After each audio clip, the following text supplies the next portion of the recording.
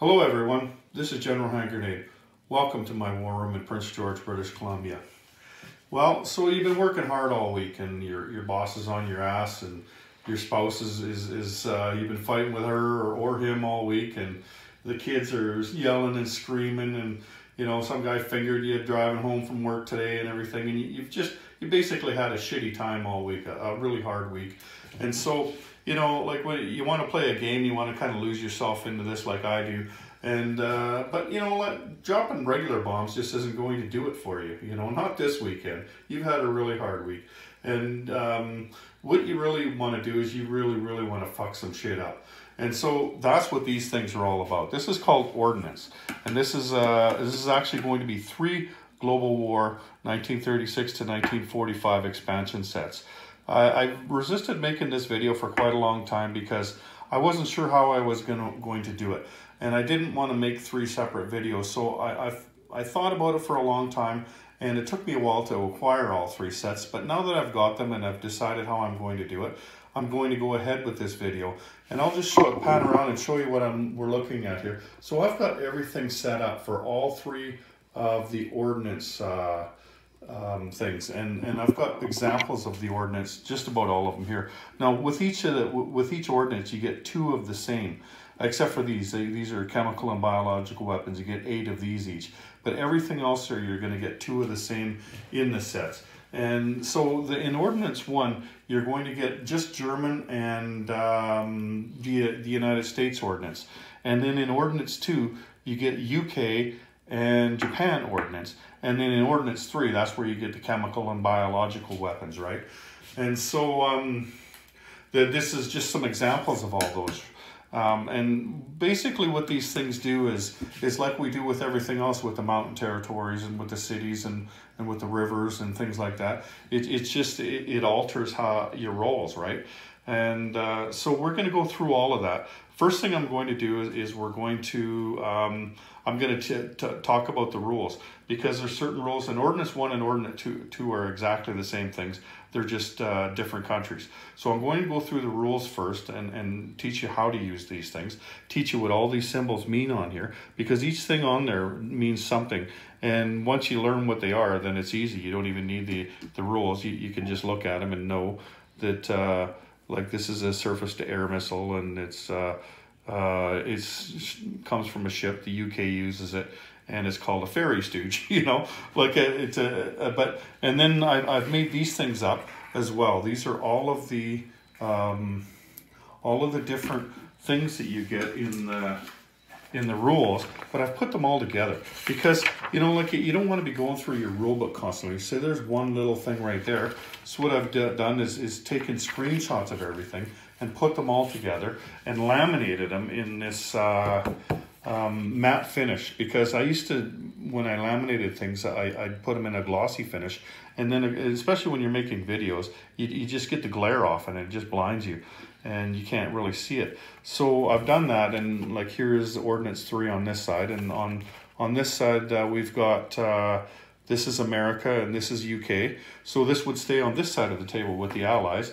And then I've got another one over there. It's the Germans and the Japanese. And then on the back side of that one is also Ordnance 3. And so that's going to help play the game, so you don't have to keep going through your binder, you know, or whatever it is you use for a rule book. So we're going to start off with Germany over there, and I'm not going to do it now. I'm just going to show you what we're going to do. So there's Germany up there, and we'll move to that side of the table and we'll do that. And then America's down here. I've got them set up, and you can see everybody, all the different ordnance are sitting there with dice and everything. That all means something, and you'll see once we start making the video. We've got Japan over here. We've got all the biological and chemical weapons, the Ordnance 3 stuff over here, and then the UKs are all over here. And yeah, I think this is going to turn out well the way I've got it set up, and I'm excited because this is only my second video with my new camera. The first video didn't turn out very well. If you see my last video, the Russian one there with the guards and everything, it sounded like I was inside a cave or something. So what I've done is I've taken the front off my camera, and hopefully that doesn't hurt. I've talked to a couple people on the phone. They said they could barely hear me, so I'm a little worried about that. Like, I've got this waterproof case. It's just mega case, right? So I've taken the front off the camera, and hopefully the sound will turn out much better. I know the picture is going to be better because I can just see, I can just look at it, and it's a much better picture than the other one. Anyway, so after I'm just going to get set up with the Germans, and then I'm going to come right back and we'll make this video. Okay. So let's start at the beginning, and believe me, we are going back to the very beginning, because this set here, Ordnance 1, is actually the very first expansion set that Historical Board Gaming came out for this game, 1936 to 1945. And as you can see here, the designer is Will Henson. He designed all three of the Ordnance sets. He's who Doug at Historical Board Gaming, that's who Doug calls the rules guy. Whenever I call Doug and ask him to explain some rules for me or something, he said, "We'll call Will. Will's the rules guy." Anyway, Will's the guy that he's the guy that comes up with the ideas and everything, and Doug, he's the one that runs the store, right? He's the one that makes Will's ideas happen, or at least that's the way it seems to me, anyway. So let's get started here. We're going to go through how to use these things, and then we'll go through each nation and each and every single one of the ordnance. So with most of these, you're going to need a prerequisite technology. So you see the thing here, and that's this up here, right? That's your tech chart. And so you've got stage 1, stage 2, stage 3, and complete. So when you're doing these, buying these ordnance, in some cases you're going to need, you're going to need to have heavy bombers, right? So you have to have heavy bombers complete. Other things you might need, what do we got here? Like stage 3 of strategic rockets. You know what I mean? Like it's just going to tell you with each and every one of them what exactly you need in order to be able to buy that ordnance. So yeah, I just went through that. Okay, and also a lot of them you might need radar as well. Okay, so production. Ordnance is produced at a factory location in the player's home country. Ordnance does not count against a factory's per term production limit. You may not lend lease ordnance. So you basically have to build these things in your own home country, and then you would ship them along a supply path. When you put them at your factory, it doesn't count against your factory production. Like a major factory, you can build 5 things. You can still build that and 5 things. Okay, so movement. Ordnance moves from the factory where it is produced to friendly zones via a supply path during non-combat movement.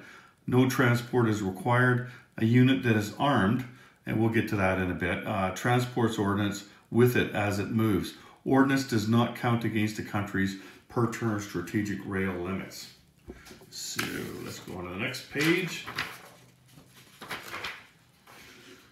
Okay, so just to remind you, a supply path, it's a path across the map that runs to or from a major factory in your home country. You can go by land or sea any distance. So when you go by land, you got to go along an undamaged railroad, and other players may give you permission to move through their zones they possess using their railroads. So it doesn't have to necessarily be your railroad, but you know, like if it's your enemy, they're probably not going to let you use their railroad. It's probably going to have to be somebody that's on your side, or at least, like, there's 3 sides to this. Perhaps if you're the Allied player, maybe the Russian will let you use his railways. It just depends, right? And then if you go by sea, you trace the supply path across any number of sea zones. The path must enter and leave land zones where there is a naval base. A supply path cannot go through straits or canals that are closed to you. So when they say naval base, that also means it can go through a shipyard, because the shipyard is a form of naval base, right? So arming, and that's what we talked about earlier.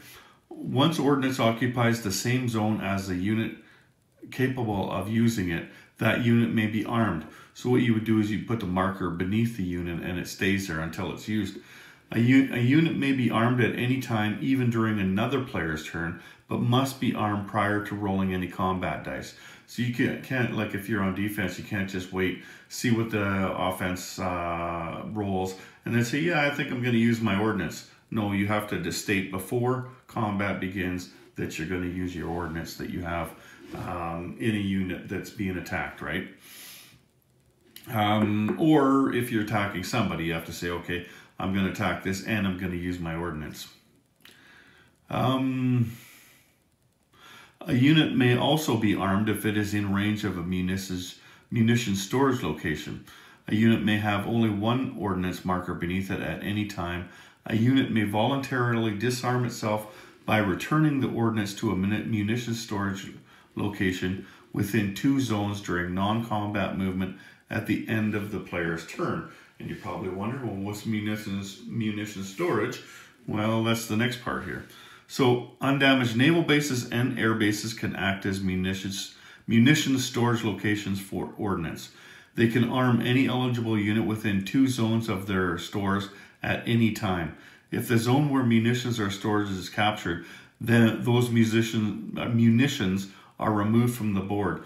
A submarine base can act as a munitions storage location for ordnance that can be launched from a submarine. So you can use a sub base, but only for munitions that can be used on a sub.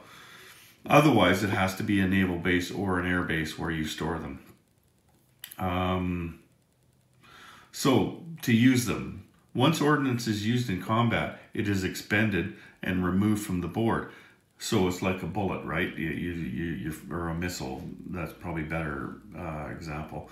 You use your missile and then, okay, I'm done. You know, whether you hit or you missed, that missile comes off the board, right? And just goes back in your tray. So an armed unit does not have to expend ordnance if it does not want to, but does not receive any benefit from the ordnance. So let's say, like you see here, this plane has got some ordnance right here, right? Now, he's going to go and attack these guys. He can choose, you know, like, I don't need to use that ordnance. I've got overwhelming odds, so maybe I'll just hang on to it and save it for the next fight or the one after that. So you can choose to use it or you can choose to not use it. But if you choose to not use it, then you're not going to get the benefits of it. And that's obvious, right? Because, I mean, you didn't fire that thing, whatever it was, right? Whether it's this one or whether it's something else. Okay. So, next page. Now, this is where it shows you what these things are. I was going to grab one of the little markers, but it'll probably be easier just to show you this because it's larger. Here, let me just move this right over top of it. So, the name of the unit appears in the lower left corner. This is an N2 BAT, and it's a U.S. ordnance. It's air and it's anti-ship missile. So, like U.S. is the United States. And UK is, and France and Italy. I haven't seen any France or Italy or Soviet Union. There's just Germany or Japan or UK or US. And that's all that I've seen in here. Maybe they'll come up with more ordnance later. But also the color of the chip matters too. Like this is a blue chip, so you know that that's an anti-ship missile. There's also red chips, and they would be bombs and air-ground ordnance and artillery. Green would be air-to-air weapons. Gray would be surface-to-air weapons. White would be strategic weapons with a range that's greater than 0. Yellow would be anti-submarine weapons, and orange would be drones and remotely piloted aircraft. So I haven't seen any yellow ones, and this is what leads me to believe that maybe there's more ordnance coming at some later date. And then the type, like up here, you see ASHM, that's anti-ship missile. So there's AAM, it could be air-to-air missiles. There's SAM, which is surface-to-air missiles. And then there's this one, anti-ship missiles. GP would be general-purpose bombs. PGM would be precision-guided munitions. UCAV would be unmanned aerial combat vehicles. And ICBM would be intercontinental ballistic missiles. And that's the part that is up over here. So they have the picture of whatever the ordnance is, but really it's these things that matter. It's the US can use this one. That's the name of it. And it's used by an air unit, and it's an anti-ship missile. So that's how you identify them. Like here's another one here. Let's just take a quick look at that. So this one is also an anti-ship missile. You can tell it's blue, and it's got the A on it, so that's air. It's called the Fritz X, and G, that means it's a German one. All right.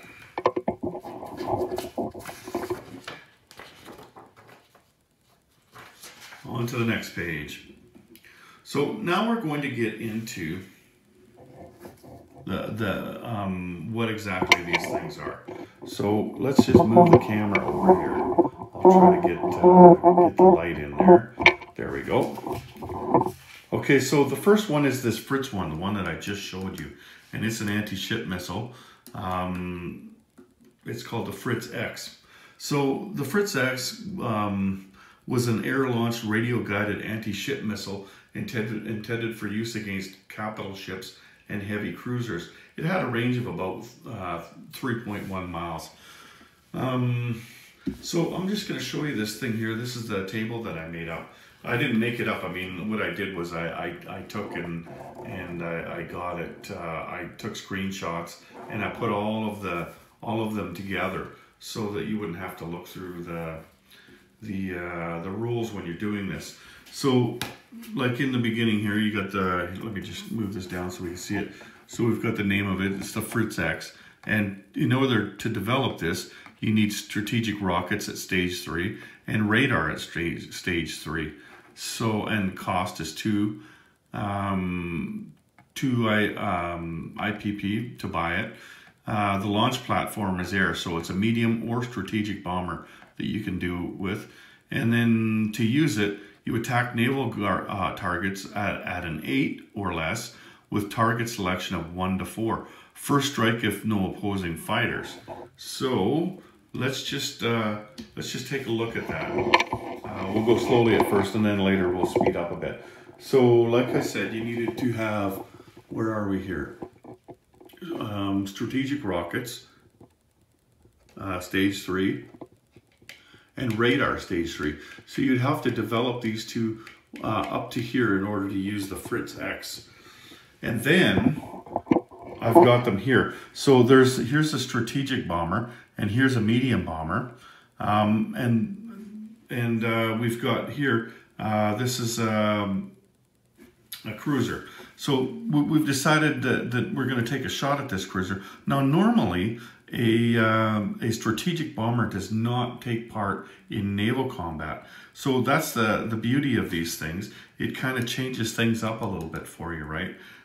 So in this case here, what'll happen is the strategic bomber will get one shot at this thing at 8 or less. And here, let me just read it off of the thing. Like what I was showing you here, there's expanded versions of it in the rules. And so I'm going to read from the rules. I just wanted to show you that table there.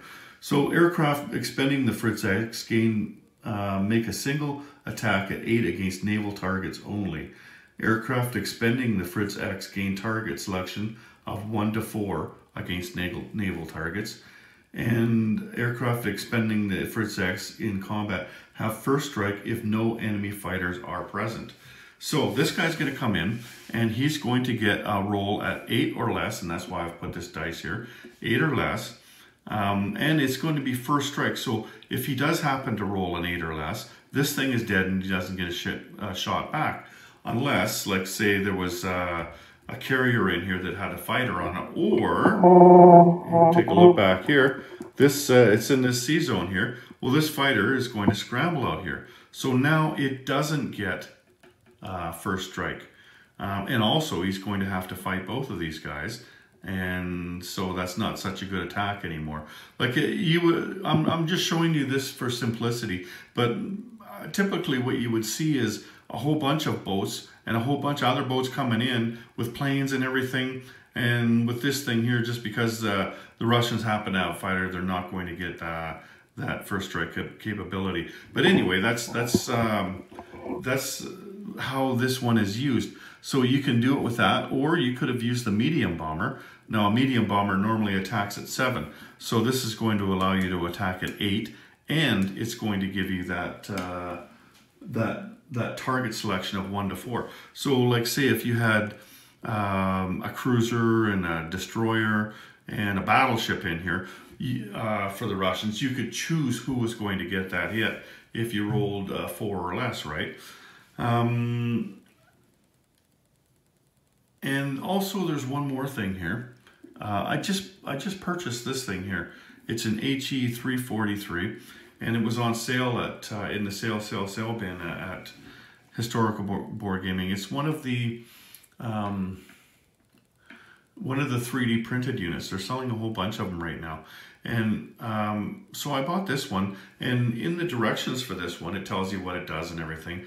So what you need to do is develop jet technology to get this one, fully develop it. And what this is a jet tactical bomber, not a jet fighter, but a jet tactical bomber. Anyway, it was saying in the rules for this particular plane that you could use the Fritz X with it. So just thought I'd throw that in there. There may be other 3D printed units or other units where you're looking through the rules and all of a sudden you find that you can actually use one of these. Not necessarily this one, but any of the Ordnance. There's little surprises like that you'll find here and there, right? Okay, so that's the Fritz X. Now, the next one is the HS-293. And where do we put that? I think that one's out here. Okay, yeah, I put that one out here. So let's just move this out here. Okay, there we go. Okay, so this is also an anti-ship missile.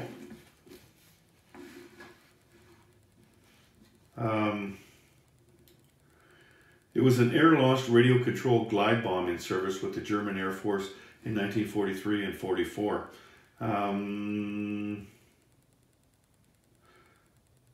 It said, while the Fritz X was designed for armor targets, the HS-293 was intended more to strike unarmored targets like convoys. So with this thing here, to develop it, you need the same thing as we needed in the last one: strategic rockets at stage 3 and radar at stage 3. The cost of this one is 1 less. It's only 1, and that's because this one's not as valuable, right? So same thing, you would launch it from a medium or strategic bomber. I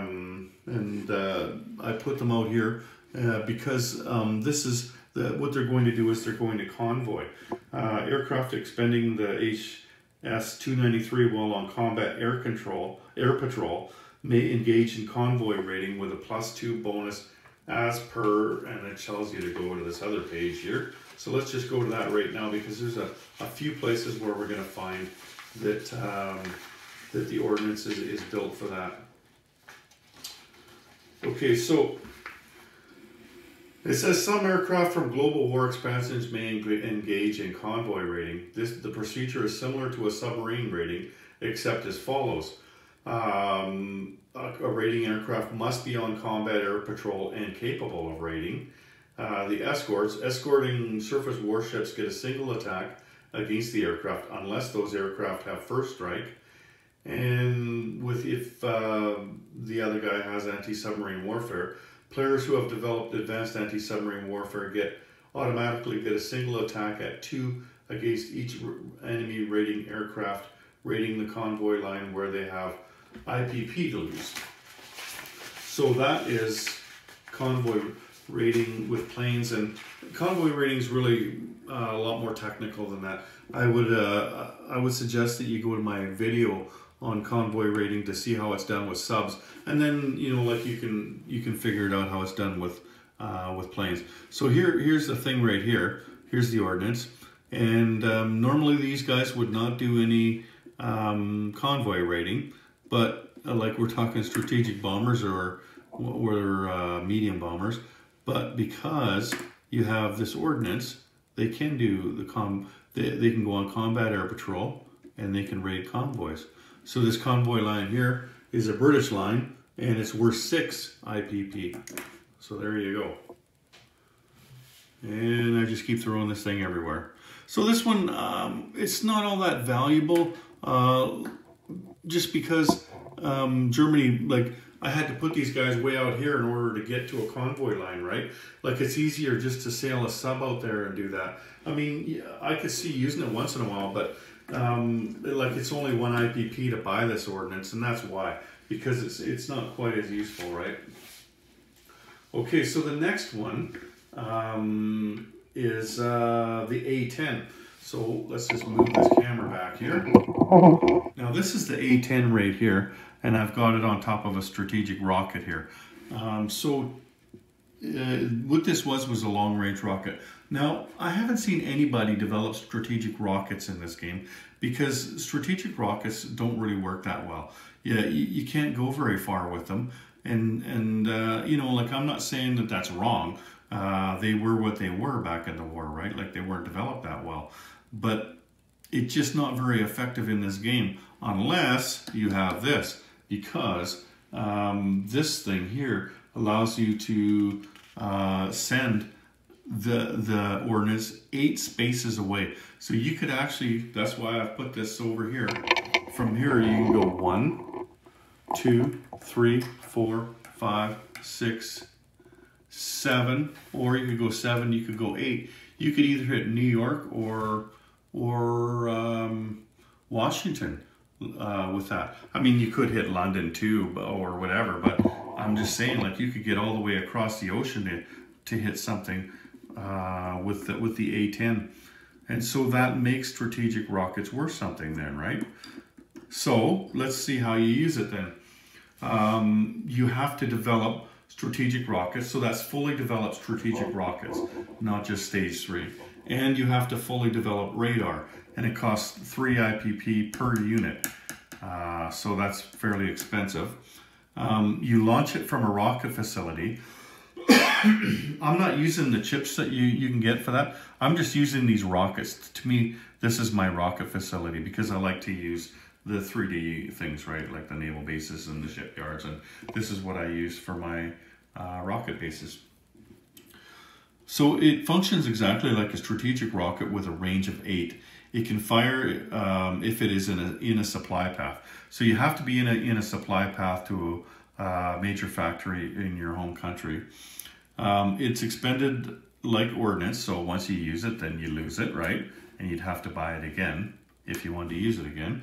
And it does a D6 damage, strategic damage. So that's why I put this dice over here. There you go. There's no defense against it. You bought that, you paid $3 for it, and yeah, you just lost $2 because you only got 1. What you're hoping for is, you know, like you roll a 6 and then you're actually making something out of it, right? Anyway, I'm not having too much luck there, am I? So that's a bit of a chance, but it does give you an ability to strike America all the way across the water, right? And of course you could strike, like, say you wanted to hit a factory down here or something, right? Like they're only going to put a minor factory down there. That could actually work out pretty good for you. Strategic bombing down there, because the Americans are probably going to have lots of money, and the British might not have as much, right? Well, probably not going to have as much once America's at war. And obviously America would be at war if you were firing these things across the water, right? So the next one is the HS-117. Where did I put that one? I'll find it, don't worry.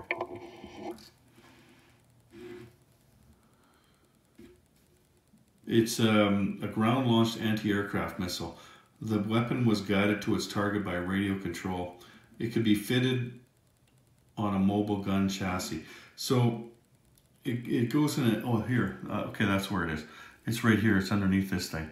I had to read through it to find out what it was. So this thing here is, it's a surface-to-air missile, right? And because it is, I've put all these different kinds of facilities in this territory here. So you could use it at an air base, you could use it at a naval base, you could use it at a shipyard, you could use it with just your regular anti-aircraft gun, you could use it with a factory. So any type of facility that could be bombed, or with one of these things. And what that does, okay, well, first you need to have advanced artillery and radar in order to be able to purchase this. And that's fully developed advanced artillery or radar. It costs $2 to buy the Ordnance. And like I said, anti-aircraft gun or any type of facility. So it fires 3 shots at 5 against attacking aircraft. So normally your anti-aircraft gun would fire at 3, wouldn't it? So if you bought this thing here, then your 3 shots are at 5 for that turn. But then of course you expend it, right? When somebody come in and attack you, then you've used it and it's gone. But that's not a bad one at all because you're shooting planes with that, right? So anyway, that one's $2. And that's that. Okay, so the last one here for the Germans, and that would be down here. Let's just move this over. Now this is the X4.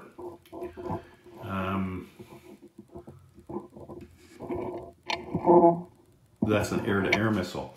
So we're talking about planes fighting with planes with the anti-air or with the air-to-air missile, right?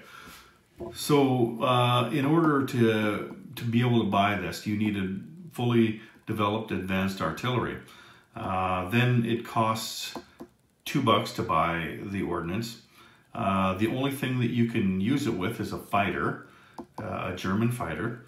And then what happens is the unit expending the X4 gain +2 attack and defense if using air superiority, and the fighters gain a +1 interception value.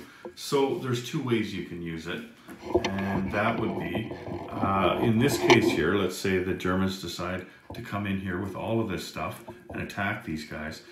In that first round of combat, like everybody's going to roll, but when the 2 fighters roll, that's called air superiority. So this guy is going to get +2, so that means, here we go, he's going to roll at 8, this guy's only going to roll at 6. In that first round, and then after that, then it's just a regular fight, right? But that's one way. The other way is the interception value. So whether Germany is going on a strategic bombing run, or let's say, like in this case here, the Russians are going on a strategic bombing run against the Germans. So this guy is going to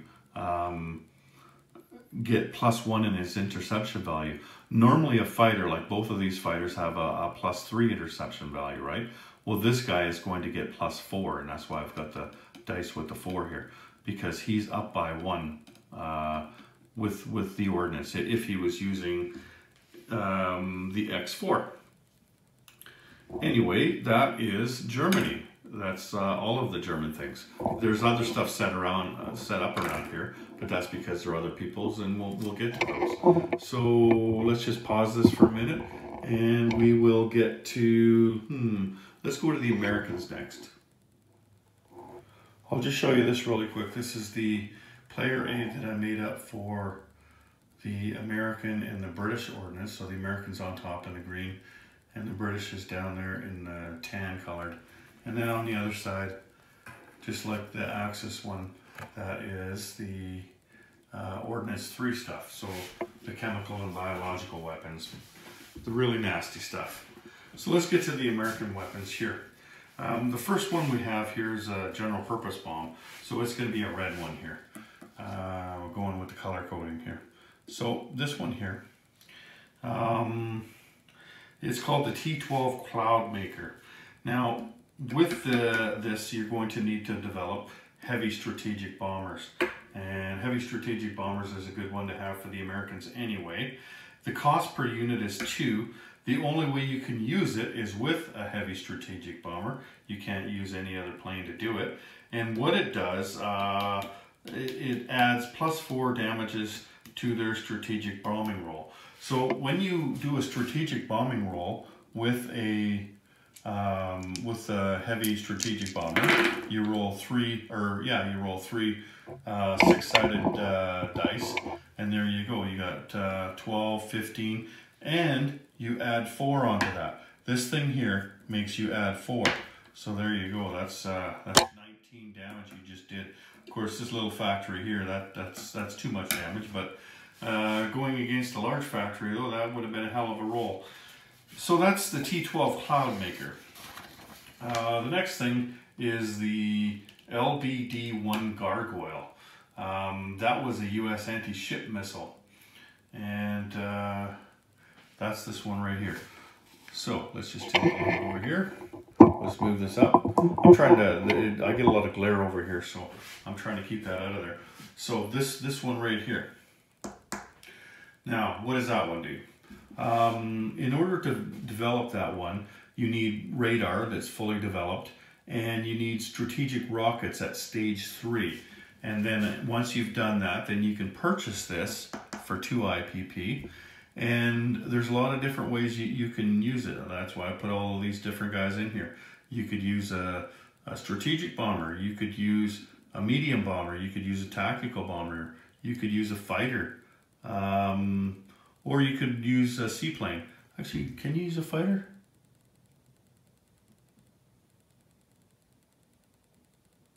Oh yeah, you can too. Oh, that's weird. Okay, so you can use all of these different kinds of planes in order to use this ordnance. Like you would just place the plane on top of that, right? And that then it would be armed with that ordnance. So what that thing does for you, when you expend it, you gain target selection 1 to 4 against naval targets and first strike.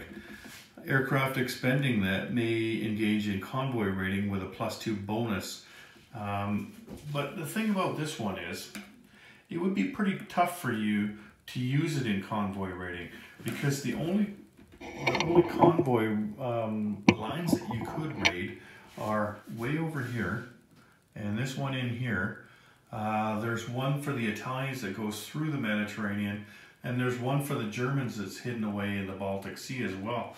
And so there's not a whole lot of convoy raiding options to do. Probably what you'll be using it for, if you use this one, the Gargoyle, you'll probably be using it in the first instance, which was to gain target selection against naval targets and to get first strike. So you wouldn't normally have target selection with this, or even be able to shoot a boat with a strategic bomber. But now, not only do you get to shoot it, you get target selection of 1 to 4, and you get first strike. So if you hit them 1 to 4, then the boat wouldn't even get to shoot back. It doesn't say.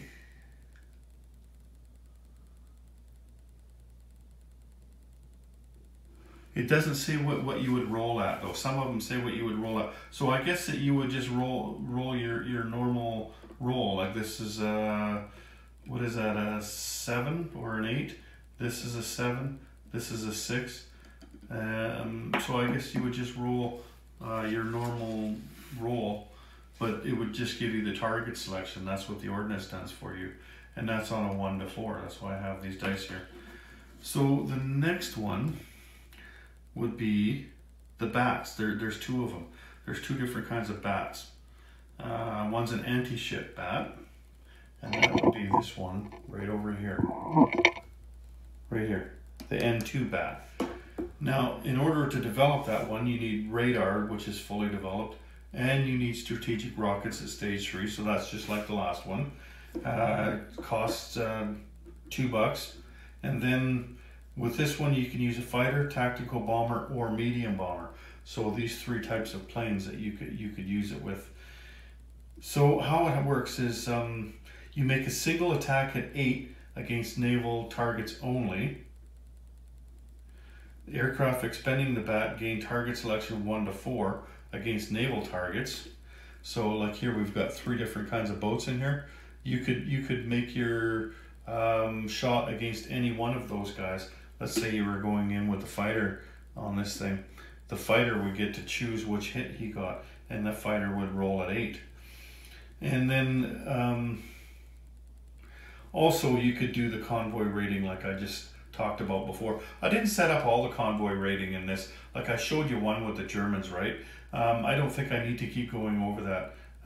Just mentioned that you could do convoy raiding as well, and you get the +2.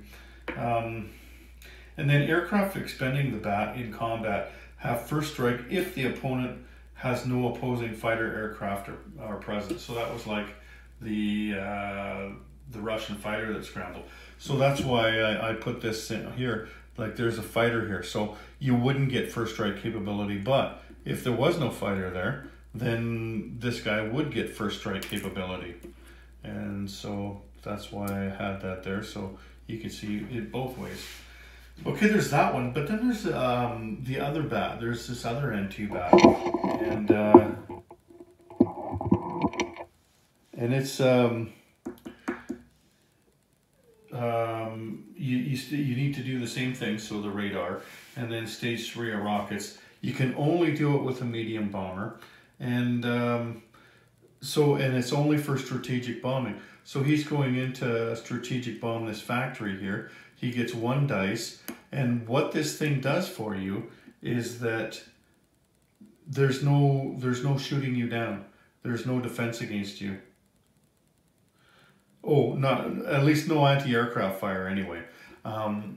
If they had planes in here, they could intercept you. But there's no the factory does not get its anti-aircraft shot against this plane if you have this ordnance. But this ordnance only costs 1, right? Like it's not a great one, but it's okay, right? Yeah, I mean it's better than getting shot at, isn't it? So then the next one is the JB2, and there's 2 ways of doing that one as well. So where did I set those ones up? I think there we go. So here's a nope, that's okay, here, JB2 Loon. There we go. So to do this one, you need strategic rockets fully developed, or no, sorry, strategic rockets at stage 2, and you're going against the land. So it may be a cost 2. It may be expended to make a single strategic bombing attack for D6 damages, or a single carpet bombing attack at 2 with a range of 1. So let's say you moved in here, and we've got the ordnance here, and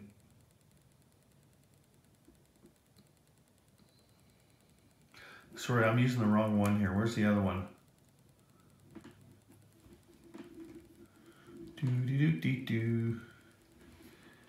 Oh, I see. That's this one back here. That's why I couldn't find it. Right here. Look at this. See, you don't use anything with it, right? You don't use a unit with it. Okay.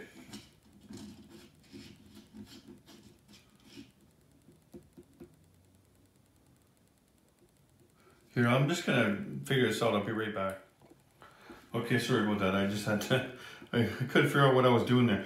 Okay, so you don't actually need anything to use it when you're using it in the first instant, and it costs 2, and so you just buy it, and it's at your factory in your home country, right? And you can just make a single D6 strategic bombing attack with it. So obviously you can send it all the way across the water, and it doesn't say anything about a limit, but that's one way you could do it. Or you could do a single carpet bombing attack at 2 with a range of 1. You know what, I think this is supposed to have a range of 1 no matter where it is. So this one is not very good. Unless you, like maybe in Europe, maybe once the Americans get into France or something, because it's only got a range of 1. So that's not very good. But the other way you can do it, which is a little bit better, and that's this one here, which I originally went to. So you can do it from naval, but you're using either a small carrier or the aircraft carrier. So it's called a light carrier, sorry about that. So either a light carrier or the fleet carrier you can use. So you can also make a single strategic bombing attack, or a carpet bombing attack of 2, or an additional shore bombardment attack at 4 with a range of 1. So this thing here you carry it on the aircraft carrier, and you could make an attack here, a carpet bombing attack, just a single one at 2, or you could, like normally these guys don't do shore bombardment, right? Well, now your carrier is doing a shore bombardment of 4, which is the same as doing shore bombardment with a battleship, right? So that's pretty good. It's a lot better than the other one. Maybe I'm just looking at it wrong, I don't know, but it just seems to me that the other one is a difficult one because you've got to be one space away, right? Whereas these ones, you can sail up one space away and then use it. So that makes it a lot easier. Now, there's one more that the Americans have, and I'm going to show you what it looks like. It's the orange one. It's the UCAV one. It's a drone, right? Curiously, I set this up here, and there was no orange markers in here. So I'm going to have to get in touch with Doug. I wasn't going to put the video off though, because I had all of this set up and everything, right? So I wasn't going to put the video off, but I'll just tell you how this is used. The cost is 3 per unit. You need radar fully developed in order to do it. You use a fighter or a tactical bomber. So the aircraft that you use it with has a +3 attack bonus and a target selection of 1 to 5. That's why it's $3 for this thing. Like, this is a wicked one. And you also get first strike, and aircraft armed with the TDR1 have a maximum move of 2 and no patrol range. So you don't get to go very far, but you're really, really tough with that, right? So that is Ordnance 1. That's all of it. Now, I don't have to go through the rules again before I show you Ordnance 2, because the rules are exactly the same. It's just more weapons with different countries. So let's move to the UK next. Okay, so first up for the UK is the Grand Slam bomb. It was a 22,000 pound ground penetrating bomb designed for use on hard targets, such as U-boat pins. It was designed to penetrate into the ground before detonating, causing massive structural damage similar to an earthquake, right? So it was quite the bomb. Now, in order to use it, and we're looking at it over here, you need a heavy strategic bomber. So this is kind of like the American one that we had over there. You get your 3 dice for your strategic bombing run, and you look at that. So 6 plus 2 is 8. Now what this does for you is it gives you +2. So it's not as good as the American one. You only get +2. So that's 8. So that's 10. There's a total of 10 on your strategic bombing run. And that's what that ordnance does for you. It only costs 1. So you need to develop heavy bomber technology, and you can only use it with a heavy bomber, and then you add that 2 to it. So the next one would be the Fairy Stooge. And where did I put that one? That's the one against kamikazes. Yeah, okay. So this one had to be over here. It's not like I could have had a kamikaze attack in Africa, right? So that's what I've put here. Here's the Fairy Stooge right here. Now this was developed by the British Navy in order to counter the threat posed by Japanese kamikaze attacks. The Stooge was launched from a rail and radio control towards its target. The missile had a range of approximately 3 miles. So in order to buy these things, you need to have advanced artillery and radar, and those have to be fully developed, not just to a certain stage. Both of them have to be fully developed. It only costs 1. You can launch it from any surface warship. So that's why I put a bunch of surface warships in here. But you see this one here, that's not a warship, that's a transport. So you couldn't do it with that one. And so when you're using it, the Japanese player announces a regular kamikaze attack versus a sea zone, which uses up one of his attacks. Now in this game, the kamikazes work slightly different than Axis and Allies. Normally the guy, you get 2 per turn, right? 2 kamikaze attacks per turn. And I think you can only do them in this sea zone or this sea zone. I just set it up over here because these guys were all busy up here, so I set it up down here in Okinawa. But what this bomb does for you, let me just get to that. So in that C zone, if let's say they wanted to do a kamikaze attack against one of these ships down here, but we've got one of these things, right? So that kamikaze attack is reduced by 3. So instead of getting a roll at 7, like 7 on a D12 is pretty awesome, right? That's a better than 50% chance of hitting. Well, now you've reduced it because it's a 4. But target selection is not affected. There's also kamikazes, they have target selection. So they can still do that. And it can also be used against any airborne kamikaze attack, like the cherry blossom. And we'll see the cherry blossom in a couple minutes here when we get to the Japanese one. That's some Japanese ordnance. So you could use this against that, but not against seaborne kamikaze attacks. You're wondering what the hell's that? Well, there's actually seaborne kamikaze attacks with some of the Japanese ordnance. I should have went with the Japanese one first, but anyway, it doesn't matter. So there we go. That is that's the ferry stage, and of course it's got to be the coolest name out of any of them too, right?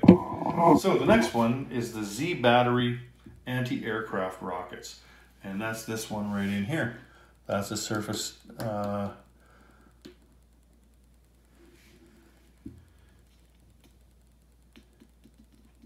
So it's anti-aircraft rockets. The Z battery anti-aircraft rockets were deployed as early as 41 to defend against German air attacks. It was a simple to use system and was used by British Home Guards, but they also sent launchers to North Africa where they mounted them on towable trailers. So in order to use this, you need advanced artillery stage 2. So really not that bad. You only need to get to stage 2 on advanced artillery. And it only costs 1 to get one of these things.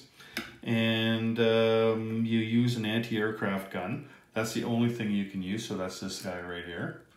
And the anti-aircraft gun may expend 1 Z rocket per combat to give it 1 additional shot at 4. So normally your anti-aircraft gun can take 3 shots at 3, right? And so that's why I've put 4 planes in here, 4 Italian planes. So normally he would only get 3 shots at these 4 planes at 3. So now if he's going to expend his Z battery rocket, he will get 3 shots at 3 plus 1 at 4. So that's what you get for the Z rocket one. And what else do we got here? The 7-inch unrotated projectile. That one sounds interesting. Yeah, there's only 2. Okay, there's 2 left. So the British Navy developed its own version of the Z battery for shipboard use. What you need to do that is advanced artillery stage 2, select the last one. It costs 1 IPP. You can launch it from any ship. So that's why I put all these ships out here, any ship. A ship may expend a 7-inch unrotated projectile to make a single anti-aircraft attack defense roll at 4 in addition to its defense roll. So it's kind of like this one here, where you get that shot at a plane at 4, but it's any one of your boats. So let's just let's just put it under this boat here. So if this guy come out here and he was going to attack these boats, then this guy gets 1 anti-aircraft shot at 4, as well as he also gets to shoot at 4, and this guy shoots at his regular at 5. This guy shoots at whatever he shoots at, and you know, like everybody's going to get a shot, but that guy's going to get that extra anti-aircraft shot for having that type of rocket. And the last one is the RP3 rocket. Where are we here? So you need to have advanced artillery. It costs 1. You can use it with either a fighter or a tactical bomber. And so when you expend the RP3, it gains target selection 1 to 2 on an armor class unit or a submarine, or adds 1 to its target selection range. So what that means is, like when you use a fighter doesn't normally have target selection, right? So its target selection is going to be 1 to 2 because it didn't normally have a target selection. And so that's against either tanks or it could be against a submarine. Now you normally roll at 6, but if you roll a 2 or less, then you get target selection. In this case, there's only 1 unit there anyway, but you know, like if there was a dude over there, then obviously you'd want to take out that heavy tank now, wouldn't you? Now, with a tactical bomber normally has a target selection of 1 to 3. And so if you're using it with a tactical bomber, you plus 1 on the target selection, so that brings it to a 4. And a tactical bomber normally fires at 7, right? So he's going to shoot at 7, but if it's 4 or less, then he gets target selection. And that could be against either subs or it could be against armor class units. I put them this way, like they could be interchangeable. You could have this guy out here and this guy in here, but then these dice change, right? Like it doesn't matter which one is which. They both go after armor class units and submarines that way. Okay, so the last one in Ordnance 2 is going to be Japan, and we'll get to that in a second. Moving right along now, Japan. So there's this one here, the IGO. That's the first one. Now, with the IGO, you need to develop strategic rockets to stage 2, and you need to fully develop radar in order to use it. It costs 2 per unit, so one of these costs 2. And you can use it with a medium bomber or a seaplane. So either one of these would be fine, a medium bomber or a seaplane. So with that, you gain target selection of 1 to 4 against naval targets. Now neither one of those units has target selection to begin with, so that's something you get. If you expend it, you could also engage in convoy raiding with a +1 bonus if you wanted to. And there are some lines around Japan there that you could hit. There's American lines, and if you go down to the Dutch islands, there's a few lines going through there. The aircraft expending the IGO have first strike if opponent has no fighters. So here we have this thing here. And you get a 1 to 4 target selection range. So you would just shoot at your normal shot range, right? But you would get that target selection of 1 to 4. Now you would get first strike if you were to hit this guy at 1 to what is that? Sorry.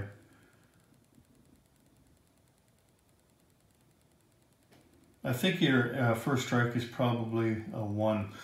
But like if you instead had a fighter on there, then you don't get first strike because the fighter could intercept, right? So then if the units that you were going after had a fighter in there, kind of like that Russian fighter that we saw earlier in the video, it takes away that first strike ability. So the cherry blossom, and I mentioned that one earlier. Where's that one? That is, okay, that's this one right here. And there's one right here too. There's a couple of different ways you can use it. So, now that was a rocket-powered suicide weapon intended to destroy enemy ships in a kamikaze-style attack. It was launched from a Betty medium bomber and sped towards its target under its own power. Had a range of about 23 miles. They later developed versions of these weapons with longer ranges and small warheads. It said a version was folding wings was planned for submarine launch but never realized. So how you would use this? Now you would need jet fighter technology in order to buy the cherry blossom ones. It costs 4 per unit. That's the most expensive one we've seen yet. You could use a medium bomber, you could use the land, or you could use a submarine. So that ordnance allows the Japanese player to make a single kamikaze attack at 7 with a target selection of 1 to 5. So that's pretty good. Normally you have, 1 to 3 target selection. So 1 to 5 target selection is pretty darn good. And you're basically paying $3 for an extra kamikaze attack, right?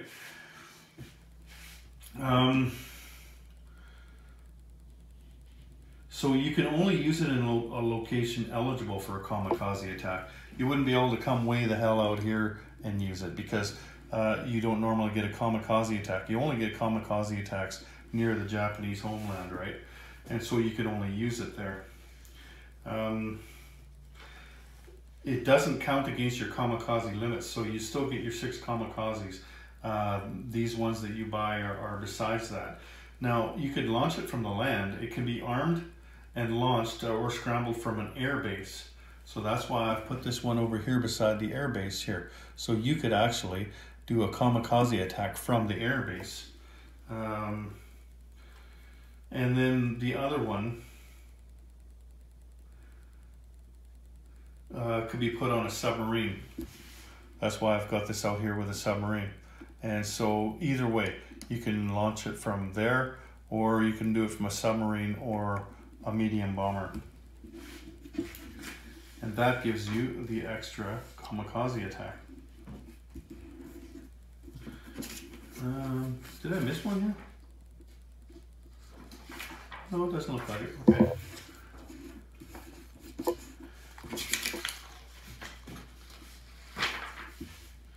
So the Kai-10.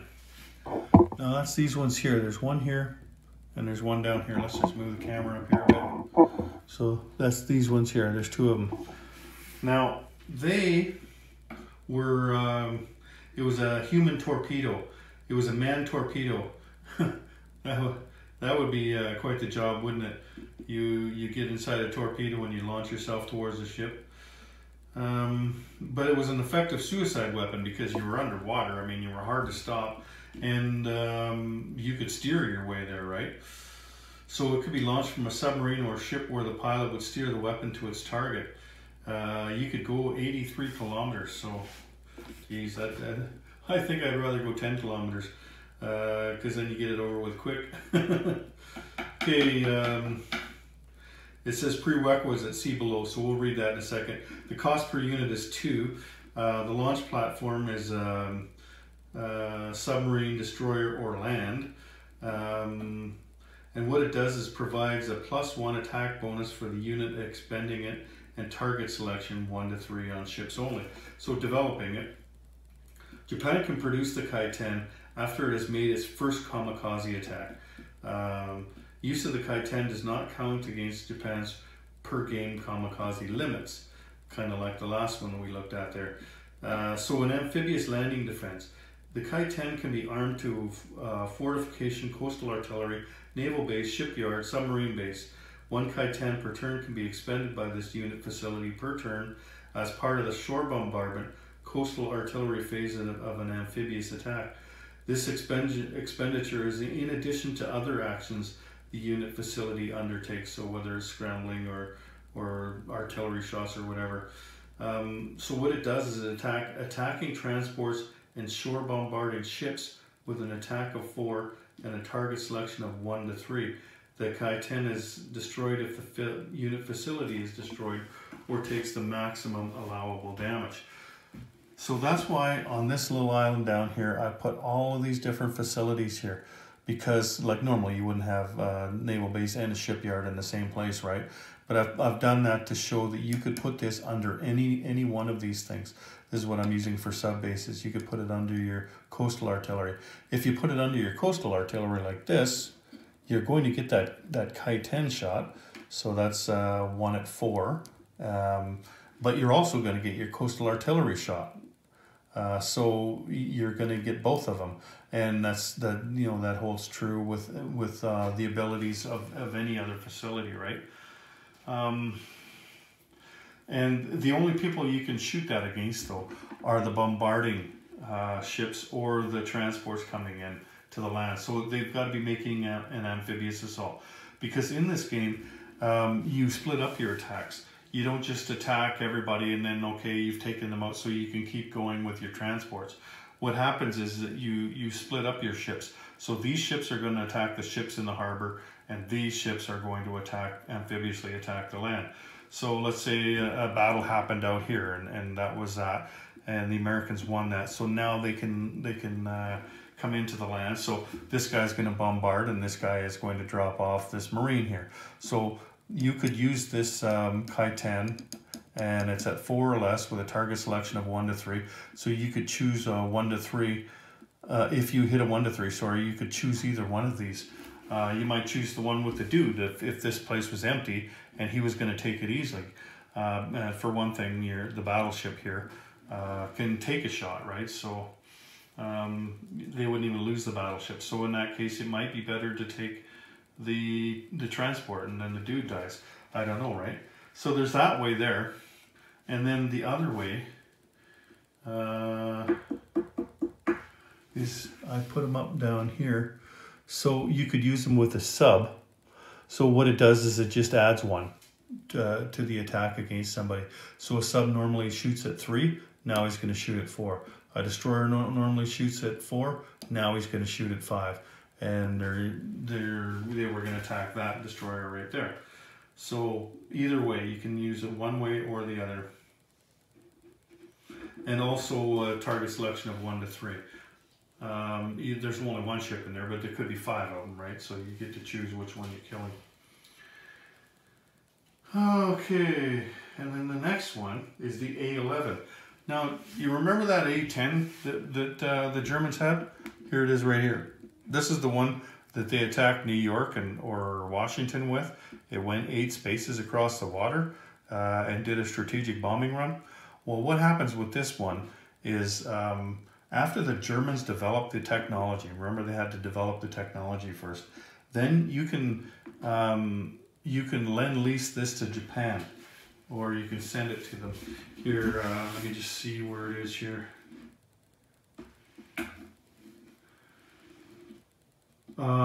So Germany must have developed the A-10 rocket. Germany must then make a lend-lease attempt to Japan of 1 A-10. Once a successful lend-lease attempt has been made, Japan can only purchase 1 rocket per turn for the rest of the game. And then when they do that, then it costs $3 to buy an A-11, and you launch it from the land, and it functions exactly like a strategic rocket with a range of 6. So the Germans had a range of 8. This one only has a range of 6, and it can fire as long as it's in a supply path. And it's expended like Ordnance and does a D6 strategic damage. So like here, I've got one here. I've got the rocket launching platform here, and he can go 6 spaces. So 1, 2, 3, 4, 5, 6. Wait a minute, I thought it would go better than that. Let's go 1, 2, 3, 4, 5, 6. I know you could hit Hawaii for sure from there.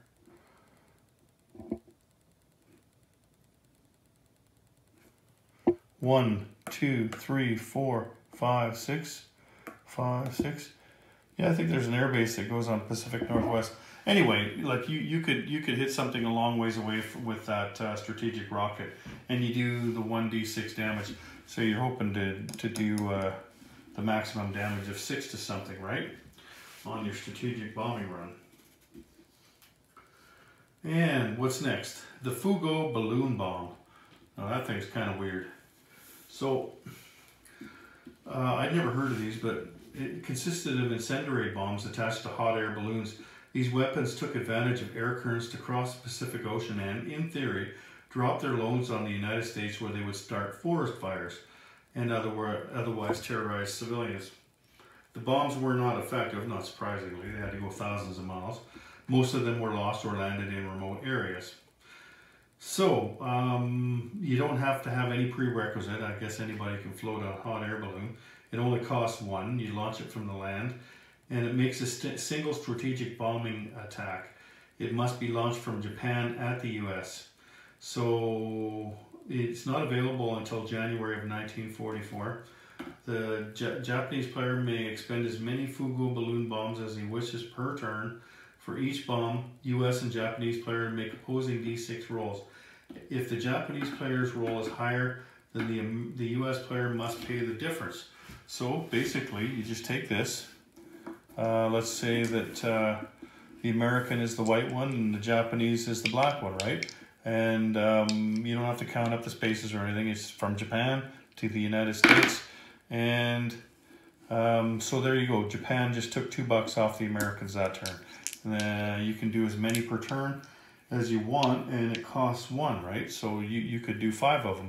You know, you could try it again. Okay, that was nothing. And that one, the Americans won. So that, like, you don't subtract that. The Americans can't take any money off the Japanese. It only goes the other way. There, the Americans won that one again. And let's just try one more. And the Americans won that one. So for $5, they only managed to take, what was that first one? $2 off them or something? So, you know, like it's up to you whether you want to try that or not. That's actually not too bad. Like there's not really any downfall to that. Like you're only losing $1 on that. So the last thing, the very last piece of ordnance for Ordnance 2 is the Shinyo suicide boat. And that is these things right here. Let me just put that back. That's these two things right here. As the invasion of Japan came closer to reality, the Japanese High Command packed thousands of motorboats with explosives. So it only cost 1. And after Japan has made its first kamikaze attack, then it can start using these. Any number of Shinyo suicide boats can be armed to and expended by a coastal land zone in Japanese home country. These units attack in the shore bombardment and coastal artillery phase of an amphibious attack. The Shinyo attacks at 2 with target selection of 1, and that's against shore bombarding ships and attacking transports. So that's the same as this one down here, that Kai 10, right? Like it's only going to attack the bombarding ships and the amphibiously landing ones. So you can buy as many of these as you want for $1 a piece, but they don't shoot as well. Like these ones shot at 4. This only shoots at 2 and has a target selection of 1. So it's not as good. Like you've only got a 1 in 6 chance of hitting one of these guys. But you know, when you get down near the end and you get desperate, then you'll try anything, right? Okay, so that is the last weapon. And I'll just show you something here. See, this is these are the summary tables that are in the back pages. That's what I made. That's what I made the my player aids out of. Like I took screenshots of this and the German one, and I put them on one side, and then I did Ordnance 3 on the other side, and then the other one I did the British one and the American one from the other rolls, and did the same thing on the other side with the Ordnance 3. And you know what? I'm going to put these. I'll upload these. I'll upload the files to these, a PDF file for these, into MediaFire, and then for free you can download them. I'll put them in the box underneath the video for this. It's getting kind of late. I've been doing this all day, so my brain is I should get up tomorrow and finish making the Ordnance 3 part of this video tomorrow, I think, because my brain is starting to get scrambled here, and I think I will do that. So anyway, I'm going to put those in below the video so that you can download those from MediaFire for free, and you can print them off yourself, or you can take them to the print shop like I did and have them laminated and everything if you don't have your own laminator. So I will get to this Ordnance 3 tomorrow. Take care. Okay, it's the next morning and we're back at her. I apologize for being a little loopy earlier in the video there. I'm actually making 2 videos at once right now. I'm making this video, Ordnance, with the Ordnance 1, 2, and 3, and I'm making behind the scenes video of making this video. And so I was busy all day yesterday, from the time I got up until the time I went to bed. And that was around midnight or afterwards last night. It was really late last night when I was finishing up. And so I'm glad I stopped, because this is going to be a little bit different than the other stuff, like I was mentioning before. Now on the back side of those cards that I made up, here's the other side. And like if you go through this ordnance here, the instructions, like you see every once in a while on pages, there's there. But I mean, you'd have to use the whole thing, you know, in order to get just this. Whereas, you know, all you need to do is learn how to do it by reading the instructions, maybe once or twice, like keep them close the first time or two that you play the game. And then after a while, then you know how to do it. All you need is just the stats, right? And so it's nice to have that, and it's, you know, it's laminated and everything. So that'll be handy.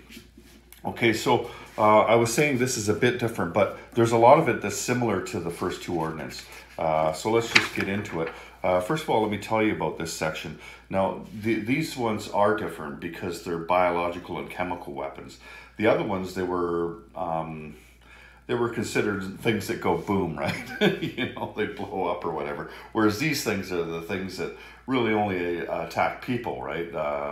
They're really the kind of things that shouldn't happen. Let me just read to you what it says here. It says this set features new chemical and biological ordnance for use with global war. It is a testament to the horrific effects of these weapons that they were considered too brutal for use in the Second World War. However, these weapons were at times used clandestinely by the Axis.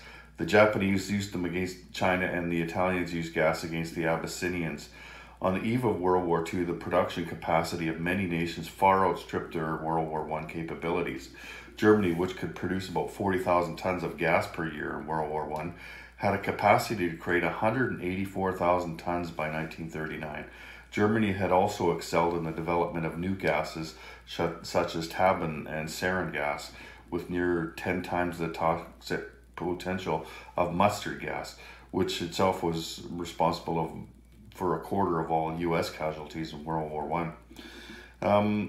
So in this set, they're going to explore the use of this stuff, but it's nice that they tell you up front that it's pretty disgusting, and the rules reflect that in this too. Like you'll see when we get in a little bit later. So the things that are the same, like the production, you do it at your factory in a home country. The movement, you move. You know, there's no transport required. You go on a supply path. So all that's the same. Arming it is the same, like you just put it underneath the unit that can fire it, and then it's armed. Munition storage from air bases and naval bases, and a submarine base if you can use it with a submarine. Expending it, once you use it, then you take it off the board. Stockpiles. The one thing that's different is that with the other ones, they don't come with any to start the game. But as you look at this down here, the countries also have stockpiles of it, and they tell you where, and they tell you which are stockpiled. So that's something different with this one. And then the other thing is you can capture them. As you remember, like if you destroyed damaged the naval or air base, then you destroyed the munitions that were stored there, right? Whereas here you can capture them. So chemical and biological weapons in a zone that is captured by an enemy player may be captured. What happens is you roll a d12 for each weapon. So each, like say you had like 3 of these things, right? You would roll a d12 for each of those. And then on a 1 to 4, the weapon is retained by the capturing player. And on a 5 to 12, the weapon is removed from the game. So you have a chance to capture these weapons and not just destroy them. So about the chemical weapons, and that would be these ones here, like poison gas. So this is a chemical weapon right here, right? So an overview of them. Even the horrors of the First World War, all major powers had stockpiles of chemical weapons ready for use. The Geneva Convention of 1925 strictly outlawed use of chemical weapons, yet still some nations use them discreetly to further their imperial desires. So you're restricted from using them though. Like the Allies may not use chemical or biological weapons until they have been used against an allied major power. And that excludes China because China is not considered a major power, okay? After Germany, Japan, or Italy, or Comintern has used these weapons against an allied major power, they may be used against them, but not the other Axis Comintern powers. So, like if Japan uses it against you, you could use it against Germany or Italy or Japan, but you couldn't use it against Russia. And if Russia uses it against you, then you couldn't use it against the Axis. You have it's just a retaliatory thing if you're the Allies. But the Axis and the Soviet Union, they can just use them as they want. They can initiate them. But the Allies can never initiate the first use of the chemical or biological weapons. So in the first use, any nation that initiates the use of chemical weapons loses one victory objective, regardless of whether that use is against a major or minor power. So, like you can use them, but you're going to lose a point. You know what I mean? And in this game, like there's usually not that many points to be had. So it's a big deal if you're going to use them.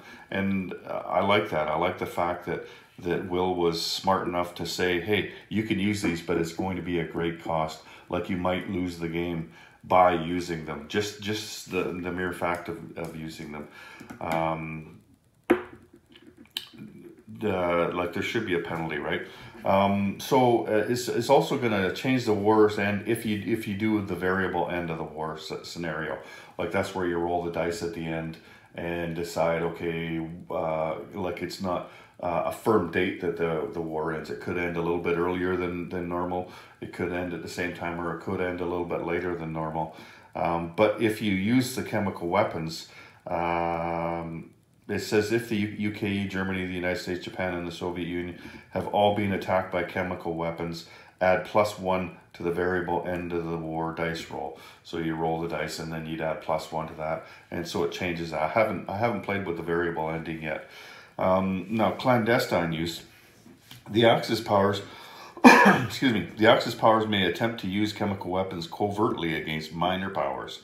So we're talking about the minor nations like Turkey and Iran and like the South American nations, and there's lots of them around the board, right? Okay, they could use them covertly against the minor powers.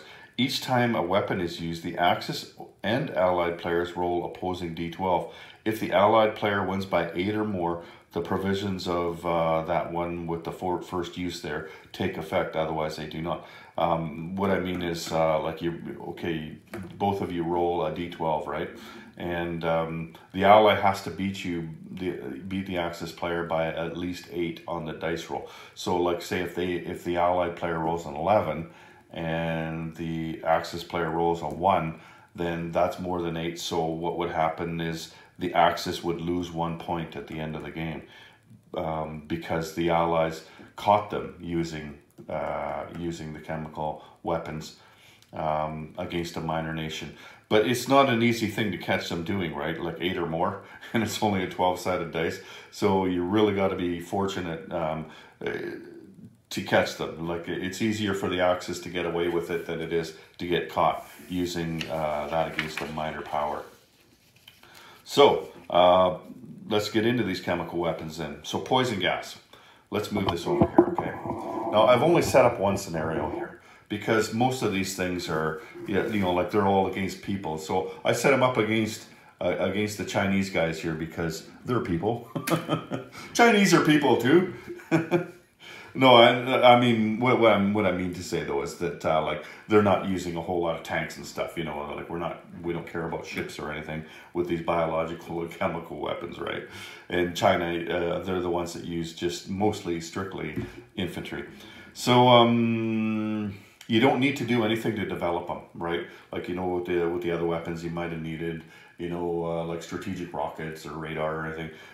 With these weapons, you don't need anything. They cost 1, so you buy 1 chemical thing, and that will cost you 1. The launch platform. Any artillery unit or air unit with an attack factor or strategic rocket. So, let's just take a look here. You could use a strategic rocket. You could use any kind of plane except for a transport plane, put it that way. They said any kind of plane with an attack factor. And the only thing that doesn't have an attack factor is a transport plane. So any other kind of plane you could drop it with, or any type of artillery unit. So that would include a anti-aircraft gun or artillery. Those are your artillery units, right?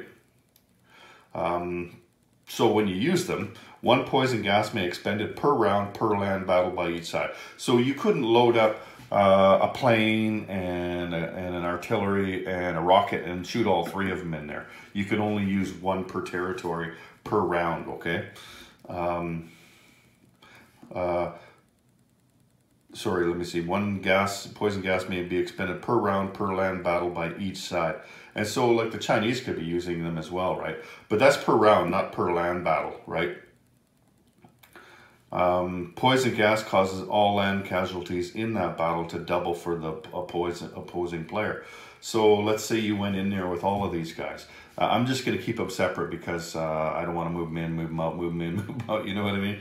So let's just say all these guys are in this territory here, and these guys go in with this, then, and let's say they get 2 hits. Well, 2 hits times 2, that's 4. So the Chinese would be wiped out there. Let's say they only got 1 hit with all these things. Then that means that China would lose 2 guys, and they would still have to have 2 left. So this doubles your casualties, the chemical weapon. Now the biological weapon, that's this one here.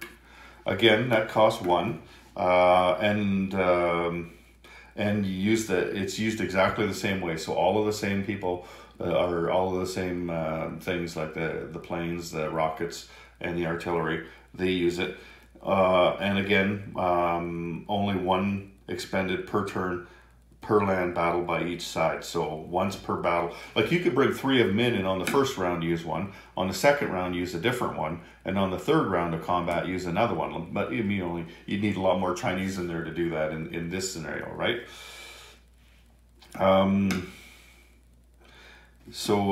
Biological weapons make a single attack at 3 against all land units in the zone. So if you brought this in, let's say you brought it in with the artillery, and then you also had all of these things. So all of these things that get to shoot, sure, but this guy would get a shot at 3 at all of these things that are in here. So there you go. That's how the biological weapon works. Okay, so moving on. Now, we have special Japanese weapons, and that's why I set it up with the Japanese, because they also have a couple of extra weapons. Like we've used these 2 already, and oh, not that one.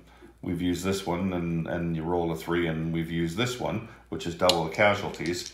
Now we have 2 more, and that is sarin gas and the flea bomb. So the overview.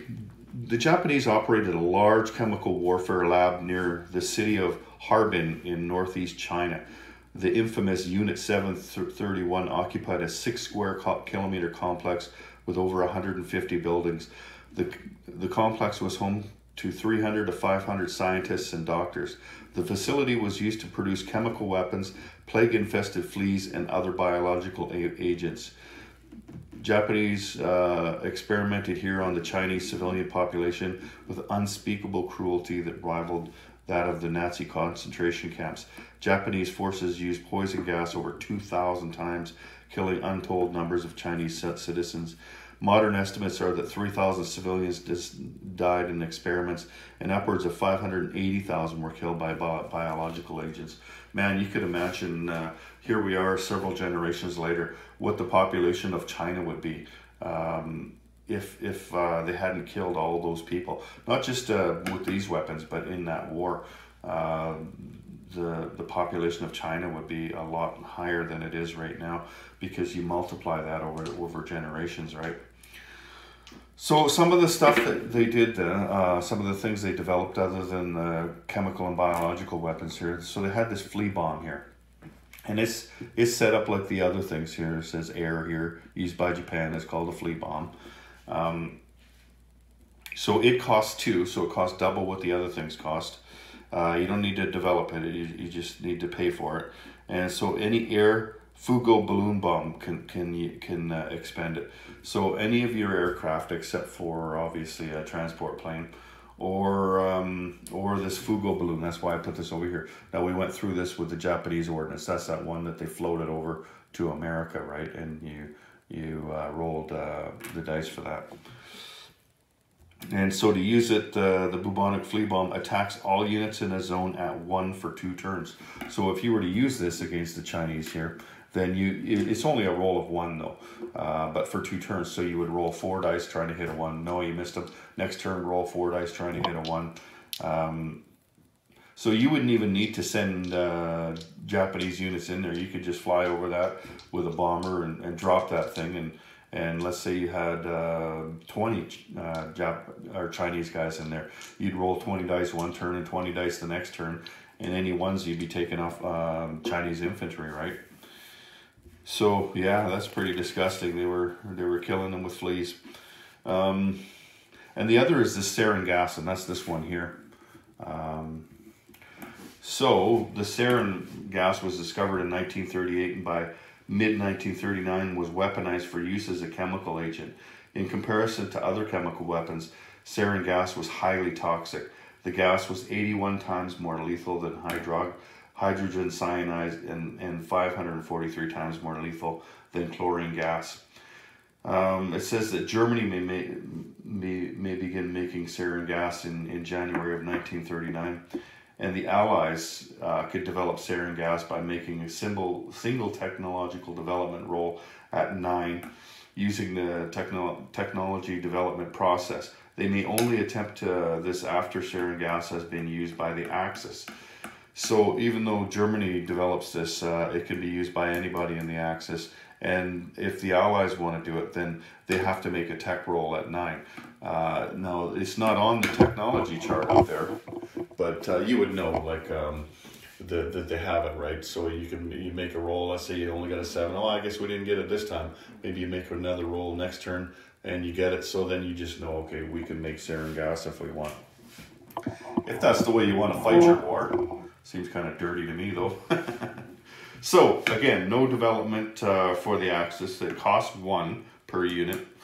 Any artillery unit or air unit with attack factor or strategic rocket. So, again, any of the planes except for the transport plane or any of your artillery units or the strategic rocket. So to use it, it says sarin gas is a chemical weapon and is expended like the other chemical weapon. So double casualties. But also the thing that sets it apart from this one here is not only do you get double casualties, but the thing that's using it add +2 to its attack and defense roll. So like if we were coming in with the artillery, for instance, and with other things as well, but the artillery unit, so anytime anybody that got hit by anything else would be double casualties. But when this guy rolls, he normally rolls at 3. Going into a mountain territory, he'd roll at 2. Now you would add 2 to his attack roll, and it could be on defense too, like you would add 2 to a defense roll as well. But attacking into a mountain territory would be 2 + 2 is 4. So this unit, just this unit alone, not the other units, this unit alone would attack at 4, and the other ones would attack at wherever they attack at. Like the infantry going into a mountain, they'd be attacking at 1, right? Paired with this artillery, though, that would be one of them at 2. So that's how the sarin gas works. Now, the next thing they go into is just the stockpiles, right? And I showed you that table with the stockpiles on them. I'll just show you that really quickly again. That's in the green down there. Those are the stockpiles that you start the game with. And then with a compatibility, it says that you could use seaplanes so you could add a seaplane to these planes, the kind of planes that could expend any of these chemical or biological weapons. So anyway, that's the whole thing. Yeah, that's you know, when I first saw these, I wasn't too interested in them because the game was overwhelming itself. You know, all the different rules and everything, and to add all of these rules into that, even if you are a seasoned player, that's going to add time that it's going to take to play this game. I'll just go along. I still have everything set up from last night. But I tell you, if you've got a group that is experienced at playing this game, like everybody's pretty much got all the other rules down and everything, and you wanted to kick this game up a notch, then you could add these weapons into the game, and that would certainly make it a lot more interesting. Like some of the weapons, you know, when you seen when we were going through them last night and this morning, some of them aren't that great, but some of them are really good. You know, like strategic bombers. I mean, they could only be used on carpet bombing or strategic bombing against factories and stuff. Well, that all of a sudden gets them into the other types of attacks, like where they were able to attack ships and things like that. And it gives a lot of other units targeting ability that they didn't have before. Like with this plane here, where you could target the sub at a 1 to 4, whereas before there was no targeting. And you know, if there's only one thing there, that's one thing. But if there's a bunch of ships in there, you know, like you want to be able to pick the one that you're going to hit, not just willy-nilly get it. You know what I mean? You want to pick the big tank instead of the little tank. You know. Anyway, so this would be interesting, I think, to be able to play a game using all of these ordnance. If I was to recommend, though, I would say get both Ordnance 1 and Ordnance 2. Don't just get one of them, because then you're, like, if you get Ordnance 1, you've only got the Americans and the Germans using these weapons, you know what I mean? So, and Ordnance 2 is the UK and the Japanese. Like, get both of those ones if you're going to use that type of ordnance. And Ordnance 3 is kind of a standalone thing, as you've seen by going through the rules today. You know, we're talking about these ones here. It's a little dirtier, and it kind of changes the rules, especially at the end of the game a little bit. So you can throw that one in as well, especially if you're feeling particularly sadistic. You know, that would be interesting to throw it in as well. But I'm just saying, if you're going to play with the other ordnance, get both of them. Get 1 and 2, so you could have 4 nations playing it, right? And the Russians, like, they don't get one, but that's you know, the Russians didn't really develop weapons, right? Like, they just basically threw human beings at you. Not all of them had guns, you know what I mean? They just said, go and attack, but I don't have a gun. Well, you can pick up a gun along the way, you know? Like, they threw millions of people at the Germans, and that's how they fought.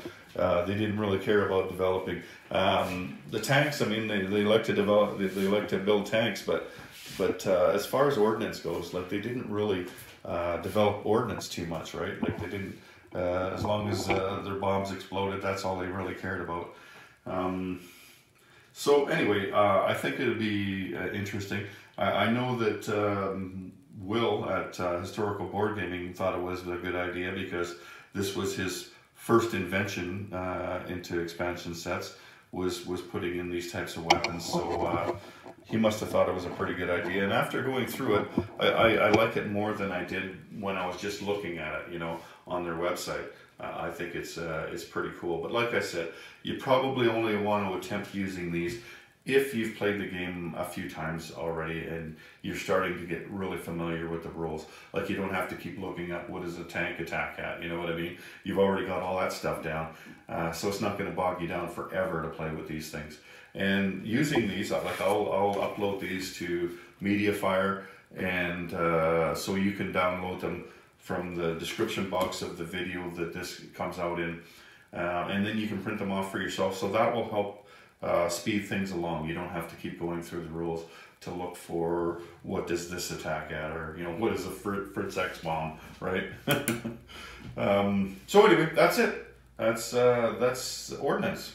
So take care, everyone. General Hand Grenade out.